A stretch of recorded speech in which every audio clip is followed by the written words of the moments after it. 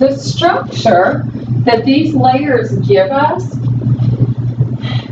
they create what we have now termed cleavage lines and striae, like striations, okay?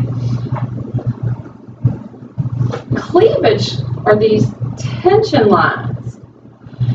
It's telling us that we have figured out that the fibers seem to have a particular orientation. The reason that this is important, surgery. When a person goes in for surgery now, you know, compared to probably 40 years ago, 30 years ago, the cuts that they now make for surgery are much different than what they did just probably 30 years ago. You know, they might have just gone and done, just cut, just right smack down through the middle or whatever.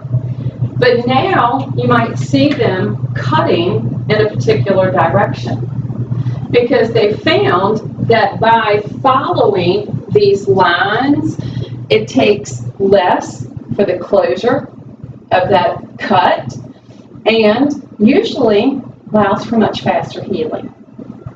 So it's really interesting what they do with this now. Now the striae, when we take these fibers that are in the skin, stretch them past a point of what they can recoil, we get those striae, the lines, okay, that we know as stretch marks. Lovely little things. Now the sub-Q tissue, it's deep to the skin, loose connective tissue, contains collagen, elastic fibers.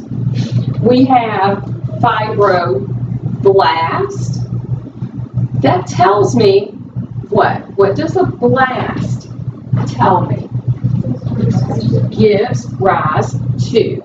So that means it can give rise to more collagen and elastic fibers if I need it to. Has adipose cells. It has the macrophages, which if you remember, that was one of the first ones that comes in at a time of the breach to the exterior environment. We also know the sub-Q as the hypodermis. Another term that it might be referred to is the superficial fascia. Do you remember what I said was the definition of fascia? A sheet. Yeah, like this sheet. Because we've got this sheet under the entire amount of the skin. It has about 1/2 of the body's adipose tissue. Yeah. We need it for energy source, insulation, and padding. Kind of interesting. Now, in the structure that we now have, oh, man.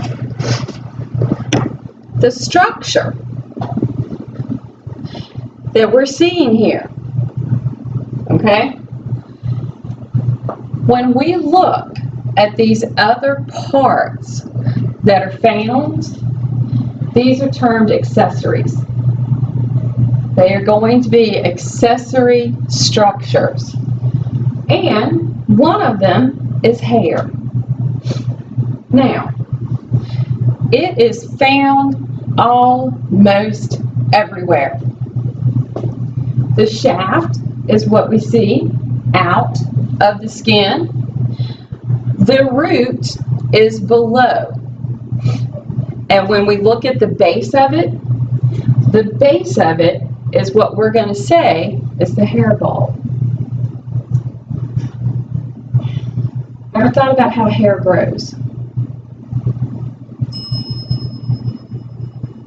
Other than, you know, you wake up and look in the mirror and think, oh, I gotta go get a haircut today. Or, oh, I have got to get those roots covered up. You know, ever thought about it? Pretty interesting process. When we look at a piece of hair, one teeny tiny one piece of hair. And I never get just one piece, I always end up getting like a whole finger full. But just one piece of hair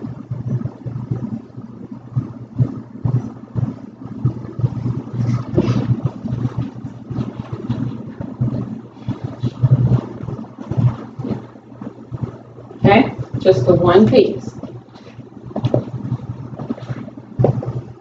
If I were to take it, does everybody see how I'm trying to show that I'm holding it like from bottom to top? And if I were to take it and cut it just straight through and take that piece and look down on it, it would have 3 concentric layers. What do I mean by concentric? Circles. So inner, middle, outer for the hair. So I would have those, I'd have the medulla, the cortex, the cuticle. Central axis, the bulk of the hair, the surface of the hair. This is the part right here that beauty products try to get us to buy their product because of. Ever seen the commercial where it kind of shows, oh, well, this cuticle is all flapped up and kind of, you know, not laying flat? Okay? Use our product and, ooh, they show the cuticle going down flat. Okay? All right, that's the part that they're talking to you about. Okay? So that hair, just clip right through it. If you were able to look down on it, this is what you would see. 1, 2, 3 layers. Now, looking at the structure of the hair. All right, you're probably thinking, why is she spending so much time on hair? I don't want to spend a whole lot of time on it. I just kind of want to point out some things that are kind of interesting about the hair. If I were looking, have the hair, the shaft, the part that we actually see. I thought it was kind of cool on video how they say, you know, if this weren't dead, it would like really be painful to get a haircut. You know, I thought that was kind of cool. Hair root, the area just below the surface. As we come down here, hair follicle, hair bulb.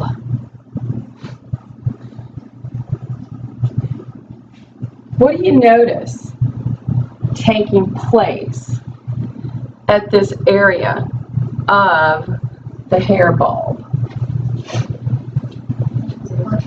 We've got blood vessels. That tells me that the cells right there are the cells that are going to carry out cell division. That's the only area that gets to do that. Why? It's the only area that's got the blood supply. So the dead cells are getting pushed up. So it's only at the hair bulb that we're going to have the blood supply that's going to be able to make the hair grow, which is really kind of interesting. So it's right here really goes by stress. Now, when we look at the hair color, once again, hair color is a polygenic trait. So in our bodies, eye color, hair color, skin color are all polygenic traits. That's why we have so many different kinds of hair color. However, the natural, I guess like progression for the hair color is for it to, as you get older, be able, what happens is the actual follicle part begins to fill up with air. And that's why it begins to take the gray appearance. So as it grows out, you know, you might get more gray, more gray, more gray. Now, in the case of hair turning gray because of a stress, now, it does not happen overnight. However, in the case of a severe, and there's terminology, severe, okay? It has to be a severe trauma for, you know, and some of you already know that, you know, I lost my son very tragically, a little over 5 years ago. And after that event, the gray that I have now is different than the gray I had before. It takes roughly 45 days for that product that got produced in my body, called telogen effluvium, okay, to be expressed in my hair. And so now the gray that I have is not the same as what I had before the event took place. And so it does happen, but it's about 45 days. But it has to be a severe trauma. It's not simply, you know, kids screaming around you, you know, that sort of thing. That's not going to do it. That's not going to do it. So what about for being genetic? For the gray? Well, the earlier in age that your parents might turn gray will have an effect on the earlier in your age for turning gray. I wonder why I got mine early. Right. Yeah, so it depends on like how soon in age did your parents turn gray. Is that the same thing when people lose hair like at a younger age? Like too, like their parents lost their hair. that's usually, yeah, it can be the genetic issue that's involved. However, hair loss, especially in women, it doesn't necessarily have to be so much genetic anymore. It can actually be a hormone-based problem. Yeah. Was your like hair genes, does that come from your mom's side? The male pattern baldness does. Okay, and when we say male pattern baldness, it's sort of the one where they start, you know, doing this number going bald, and they end up, you know, having this huge part right here, and then, you know, they might try to do this number, you know, to get stuff to cover up, and then by the time, you know, it keeps going and going and going, they might end up completely bald there with only the little patch right here. Bless their hearts, go ahead, shake. Just saying, you know, just saying. But that would be from the mom. If, you know, and, you know, sorry, I can't be the only guy in class, okay, so I'll have to use, you know, him as our example. If you wanted to know, okay, well, what are my chances of going bald, blah, blah, blah, blah, blah, look at all the men and women on your mom's side of the family. Yeah, every guy on my dad's side is bald, and was bald by age like 430.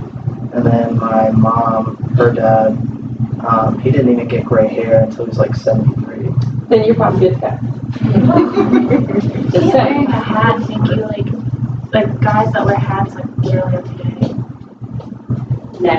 Well, now it might depend on how tight they're wearing it, you know. Because can't you lose hair like if you are always wearing your hair up in a certain spot? Yeah, you're creating stress on the hairs. Yeah, definitely. And, you know, so if they keep it really, really tight, you know, they just might want to loosen it up a little bit, depending on if they want to keep their hair or not. I mean, you know, bald doesn't mean bad, you know, just saying. One thing, is it true about having silver hair? What's the saying? I just want it silver, like the color silver, like. The pigment actually is going to be based on what's going to happen as that hair follicle loses the air. Or, I'm sorry, as more air takes place. I think it's dependent on how much air versus how little air as to what the gray is going to look like. A Yeah. lot of people tell me, like, they